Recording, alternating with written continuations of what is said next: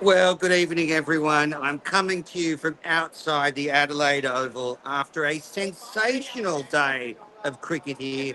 Australia have taken control of this second test, and now they are a good chance of going 1-all in the series early on day three. It was an incredible day's play. It had absolutely everything. There was so much action. We had wickets. So 14 wickets fell in the day.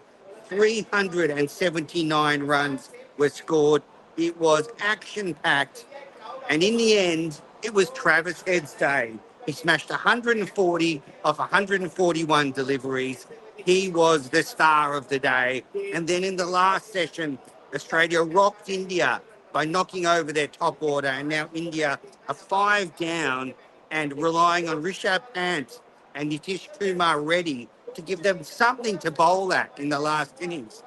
Australia started the day 1 for 86, and they went on to make 337 in the first two sessions. And in the last session, India were reduced to 5 for 128. There were shots, there were so many attacking shots today. It had everything, but it wasn't enough for India because they're still 29 runs behind and they only have 5 wickets in hand. Just incredible stuff. And really, India had their chances. There were moments where they could have taken more wickets and stayed in the game more and not conceded a big lead. In the end, the lead was 157 for Australia, but there was a couple of chances when Travis Head was 76 and 78. He rode his luck. He hit one up in the air, and Siraj dropped a tough catch at long on, and then he edged one between the keeper and slip. Had Travis Head been dismissed in the 70s, it could be a very different story right now because he was the lone destroyer for Australia. All the other batters stuck with him for a little while, got into double figures. None of them went on with it apart from Marnus Labuschagne, who made a half century, a much needed half century for him. But if it wasn't for Travis Head, and boy, Indian fans would be sick of him because he has consistently tormented them in the World Test Championship, in the World Cup final, and he's done it again here with a brutal innings. He found the boundary many times, and it was sensational stuff. He's taken Australia into the ascendancy, and there is such a good chance of going 1-0 up. So Australia all out for 337. Their lead was 157. Head made 140. Marnus 64. Jasper Bumrah took 4 for 61. Mohammad Siraj took 4 for 98. And at the end of the day, as I said, India 5 for 128. Stark took 1 wicket. Cummins took 2 wickets, and Boland took 2 wickets. So let's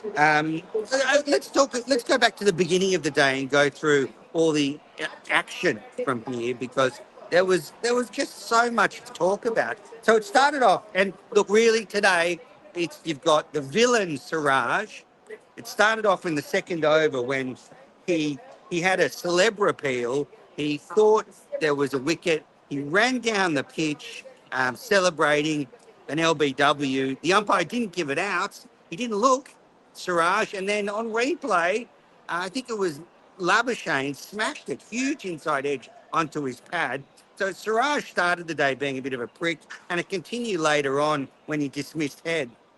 I heard Travis Head speaking after play. So Head was bowled by a very good Yorker from Siraj for 140 off 141 deliveries. And Siraj, apparently Travis Head said after play, he said to Siraj, well bowled. And I think Siraj sent him back to the pavilion, pointed where to go, and maybe said a few words. And then I think Travis Head bit back with a bit of an FU to Siraj. And Travis Head said he was disappointed by the way that interaction transpired. It's never good sending someone off, but sending someone off after they've absolutely smashed you to all parts of the Adelaide Oval doesn't look smart. So Australia started 1 for 86. There was the celeb repeal in the second over, a portent of things to come for Siraj. Then at 2 for 91, McSweeney was caught behind off Bumrah for 39. And I don't think we should underrate McSweeney's performance. Although he wasn't able to go on and make a big score, we saw how difficult it was for India to bat in this last session. Well, McSweeney surviving last night and getting through that tough period has allowed Australia to get that big lead today. So a terrific innings from McSweeney, 39. He would have liked 139 for sure, but it was enough to get Australia into a good position today. Then Smith's form slump continued. His batting average dropped to 56 because he was strangled down the leg side of Bumrah. He was out when the score was 3 for 103. He made two. And yeah, he just tickled one down to Pant on the leg side and he trudged off. A very disappointing dismissal for Smith. And when things aren't going right for you, you tend to get out in these annoying fashions. It wasn't a particularly good delivery and he just flicked it to Pant. So then we saw some really nice strokes from Marnus Labuschagne. He really did step up today and he scored his 50 off 114 deliveries. It was his 21st half century in Test cricket and a much needed one for him. He didn't look good in the first Test and then he survived last night, but he looked a lot more fluent today. He scored pretty quickly, turned the strike over and found the boundary a number of times, played particularly well off his legs, and it was a very, very good innings. He was out for 64, caught off Reddy by Jaiswal in the gully, and kind of a loose shot, just kind of sort of poking at it. He'd found the boundary a couple of times through that region, but in the end, he was out for 64. As I said, I can't stress enough, in hindsight, McSweeney and Labuschagne's performance on the first day should not be underrated. Then just before lunch, we had a review on Mitch Marsh, and it was given not out because there was no evidence. But there's been a few issues with Snicko in this. He was given not out because it looked like the ball hit the pad and not the bat. But there's been a few issues with Snicko in this Test match already. It didn't pick up an edge when someone walked in the first innings. It didn't pick up a couple of things today. So Snicko's not really working in this Test match, and that's a big concern. But Marsh survived. The impact was umpire's call anyway, so he wouldn't have been out even if he hadn't hit it. But so Head went to his 53 off 62 balls in the first session, his 18th Test half century, and Australia scored 3 for 105 in the first session. It was a day of a very fast run rate all day, and it started off in that first session. So Australia went from 1 for 86 to 4 for 191 at lunch. Then after lunch, it was the Travis Head show. Straight after lunch, well, okay. Look, this could be worse, but if Australia hadn't got a big lead, you'd be getting mad manners here. Mitch Marsh walked when he edged one to Pants on 9 off Ashwin. He walked, but he didn't hit it. And he hit his pad instead. And even if he did hit it, this is another thing with Snicko. Snicko showed no edge. So if he'd reviewed it, he would have been safe. I mean, what the frig is Marsh doing, giving his wicket away like that? I don't understand it. It usually a batter knows when he's hit the ball, but still, I don't know, just to walk like that and give your wicket away was very, very perplexing. Way too casual from Mitch Marsh. He should have referred it. He should have gone and talked to his partner a bit more. And that made the score 5 for 208.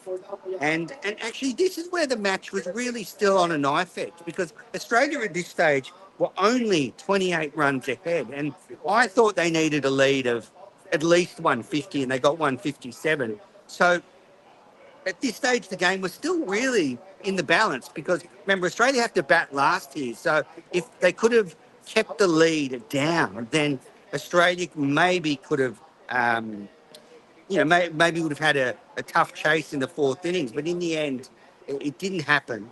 And Australia took advantage. So as I said before, Head was dropped on 76 by Siraj off Ashwin. Then on 78, He edged one between Pant and Sharma. Sharma was wide at first slip. So that was when the game really turned, because from there, it was the head show. No other batters got going. He brought up his 100 off 111 deliveries. It was his eighth Test century, his third in Adelaide in a row, and his third against India. And it was a brutal innings. But no one else did much. Carey made 15 before he was caught behind off Siraj.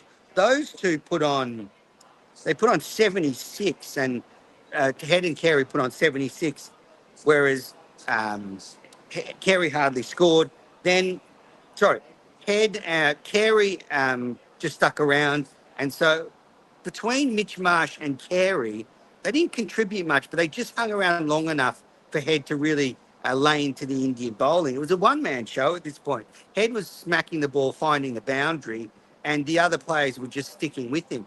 You know, if you look at the scorecard, Mitch Marsh 9, Carey 15, Cummins 12. They all just stuck around with Head while he smacked Indian bowlers to all parts of the ground. Some audacious stroke play through the offside. We've seen Head do it many times. He was whacking balls over the square leg boundary into the members' area. And he was dominating this Indian attack. So eventually he was out for 140 of 141 deliveries, and that made the score 7 for 310. So but the lead was a pretty impressive 130. But without Travis Head, we would not have got that lead. And that was when we had the incident. So Head bowled off a Yorker. Siraj comes down. Allegedly, Head said, well bowled. Siraj told him to F off back to the pavilion in so many words. And then Head bit back, which, as he should. Siraj had a bad day, and it started with the celeb repeal. He also got stuck into Marnus a little bit. I don't mind a fast bowler arcing up. I think you got to stick it to the Aussies. Get on that front foot and give it to us. But as I said, it doesn't look good when you give someone a send off and they've smacked you all around the ground. So he became the pantomime villain of the day. And Stark comes out, and first ball he smacks Siraj to the boundary, and the crowd went nuts. They loved it. It was a terrific innings. Cummins was eventually bowled by Bumrah for 12. That made the score 8 for 332 at tea. And in that middle session, and this is where Australia took control of the game, Australia scored 4 for 141. And most of those came off Travis Head's bat. He started the session on 53, was out for 140. So he made 87 in the session. And there was still about 20 minutes to go when he got out. So if he'd stayed out there, he probably would have scored 100 in the session. Australia went to tea at 8 for 332. And then after the tea break, Stark was out first ball. And then the last wicket fell, and Australia had a lead of 157, all out for 337. I mean, you couldn't script it any better for Australia, could you?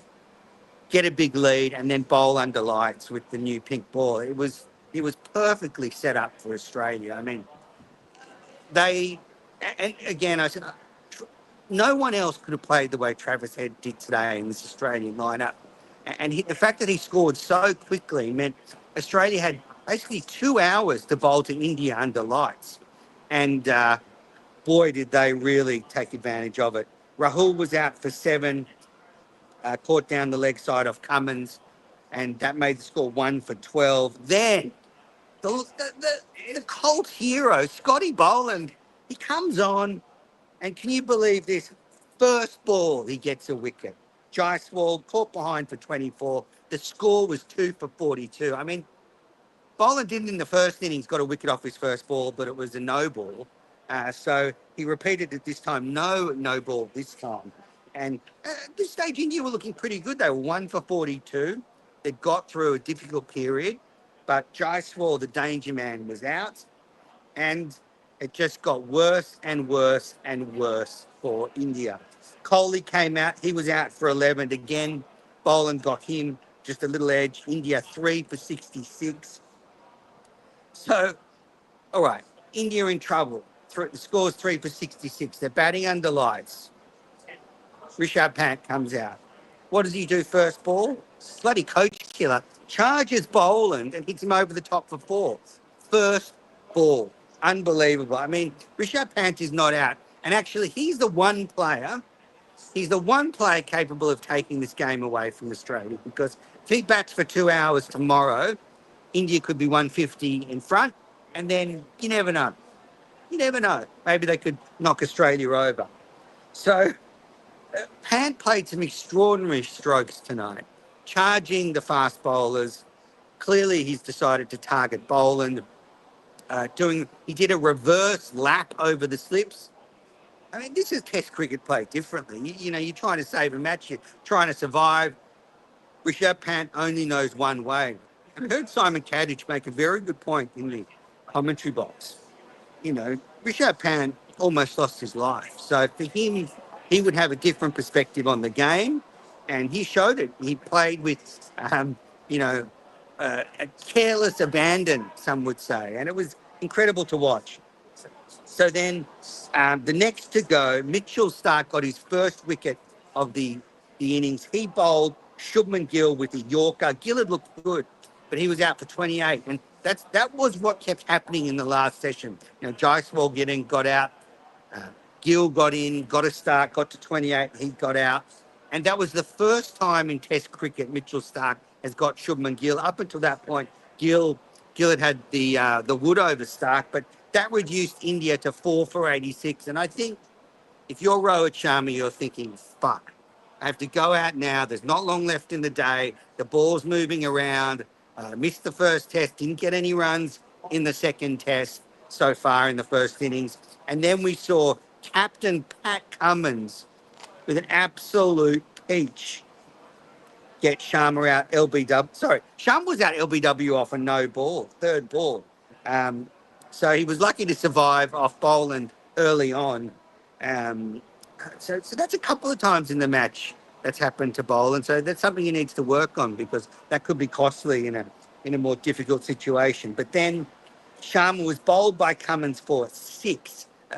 If anyone remembers that ball from the 2019 Ashes that knocked over Joe Root, it was very similar to that. Sharma gone for 6 to score 5 for 105.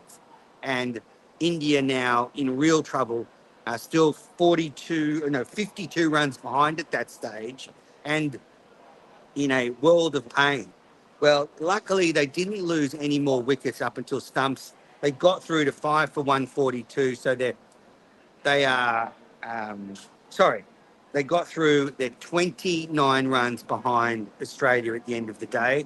But so I was reading the crowd, because the crowd today was 51,142. Just a massive crowd in to see an incredible day's cricket.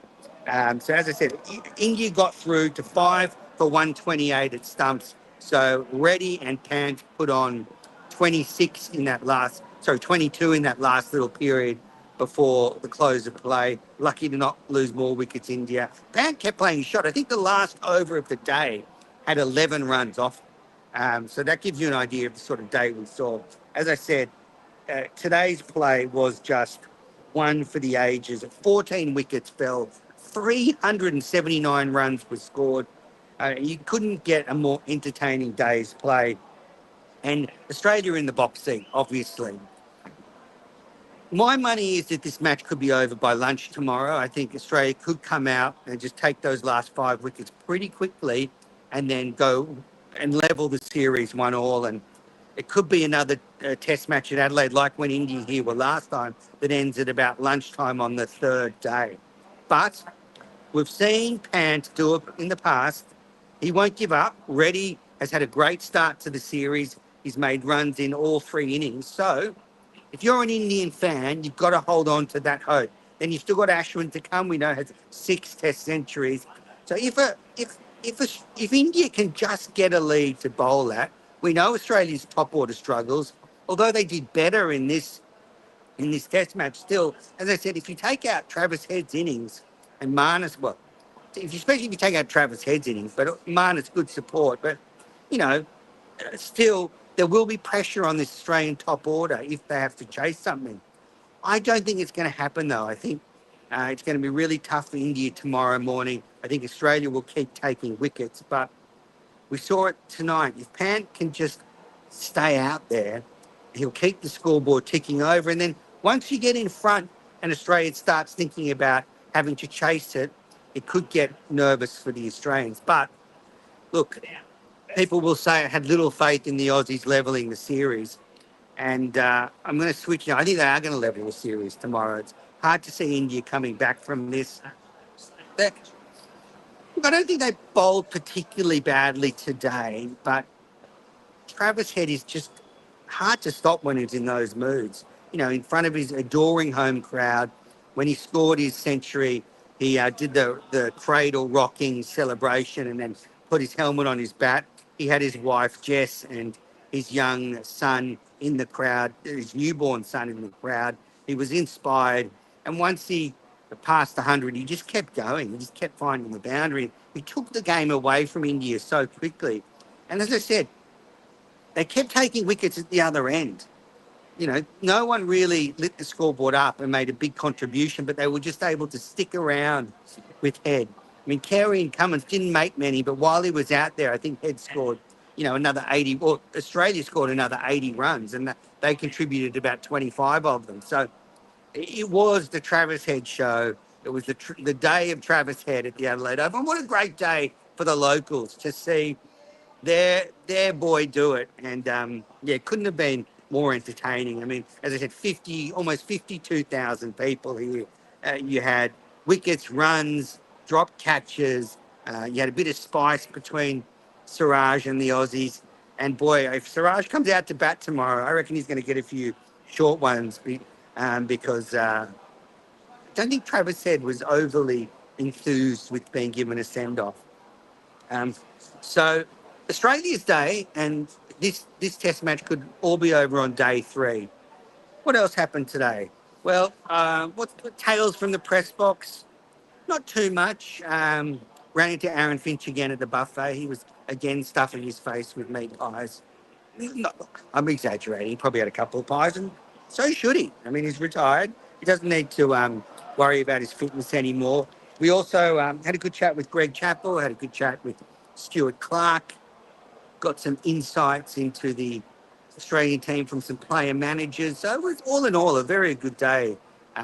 Good day's cricket, good day in the press box, and now potentially this series could be set up for a stellar finish. Now that Australia have found some form, they needed the press to fire them up, clearly. I spoke about that last night. Mitchell Starc. I've heard that the Australian team is angry. They're angry about the reaction after the first test.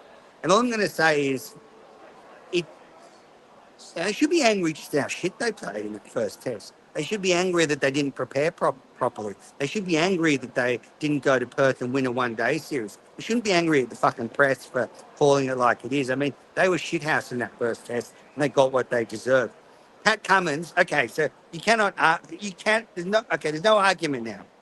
We saw Pat Cummins here. He's a different bowler. So next summer, Pat, play a fucking Shield game before the first test. It's the Ashes next summer. If you're still captain, which unfortunately, well, okay, maybe he won't be captain next summer if I get my way. But if you're still captain, Pat, play a bloody Shield game and get ready. Yeah, so that's all the action from the Adelaide Oval. India trailed Australia by 29 runs. Rishabh Pant is their last glimmer of hope of getting back in this test match. Reddy's played well, but he'll need Pant to do most of the scoring. So I'll just go through some of the stats I may have missed. So Bumrah took 4 for 61. He continues to be a handful. Siraj 4 for 98. Took some wickets, but was expensive. I think Bumrah's bowling average is back under 20. I mean, he's one hell of a bowler. And then in the Indian second innings, Mitchell Starc took 1 wicket, Pat Cummins took 2 wickets, and Scotty Boland took 2 wickets. And we did see Pant target bowling, so that could continue tomorrow morning. But all in all, a great day for Australia. Perfectly played. They did exactly what they needed to do. Batted the first 2 sessions and then bowled to India under lights. All right, well, thanks for joining me for the wrap of day 2 at the Adelaide Test. I'll be back after play tomorrow. Whenever that is, I'll be live on YouTube and Twitter again, reviewing the day's play. But a sensational day for Australia, a sensational day for Travis Head. 140 off 141 deliveries. He is the toast of Adelaide, and boy, there's a lot of toasting going on out the back there. Thank you.